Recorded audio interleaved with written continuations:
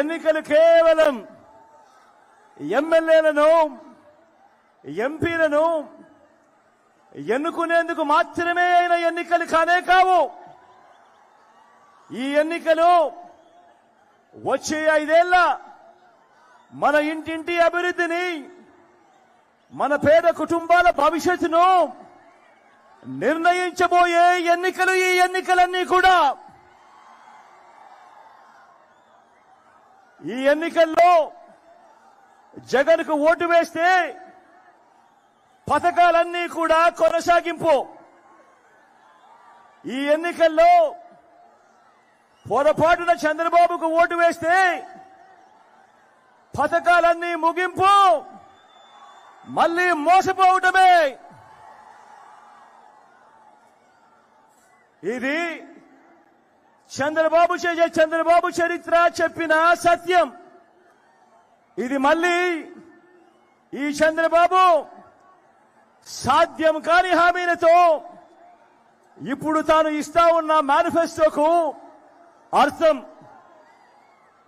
బాబును నమ్మటం అంటే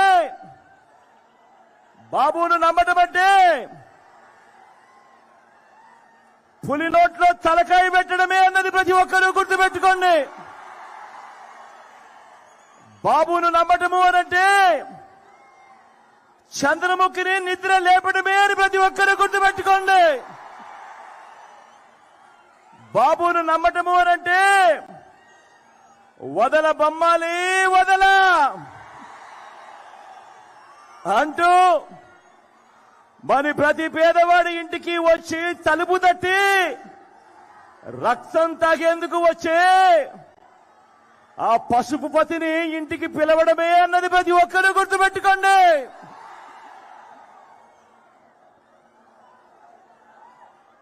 నాకు వీరిలా జెండాల పొత్తులు లేవు.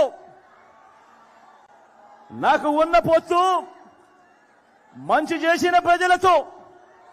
నాకున్న నమ్మకం ఆ దేవుడి దయ మీద.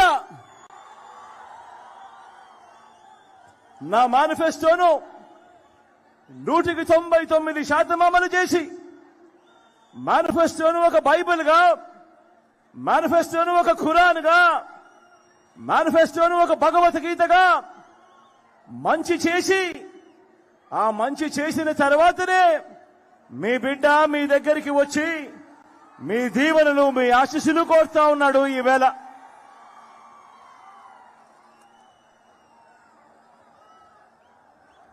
గతంలో ఎప్పుడూ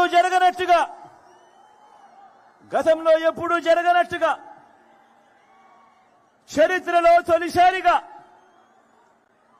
ఏకంగా 130 సార్లు బటన్ నొక్కాడు మీ బిడ్డ. ఎప్పుడు ఎవరు చూడని విధంగా, గతంలో ఎప్పుడూ జరగని విధంగా ఏకంగా 2,70,000 కోట్ల రూపాయలు. మళ్లీ చెప్తా ఉన్నాను, ఏకంగా 2,70,000 కోట్ల రూపాయలు డీబీటీగా, అంటే నా అక్క చెల్లెమ్మల కుటుంబాల ఖాతాలకు మీ బిడ్డ నేరుగా బటన్ నొక్కడం, నేరుగా నా అక్క చెల్లెమ్మల కుటుంబాల ఖాతాల్లోకి నేరుగా డబ్బులు వెళ్లిపోవడం. ఎక్కడా లంచాలు లేవు, ఎక్కడా వివక్ష లేదు.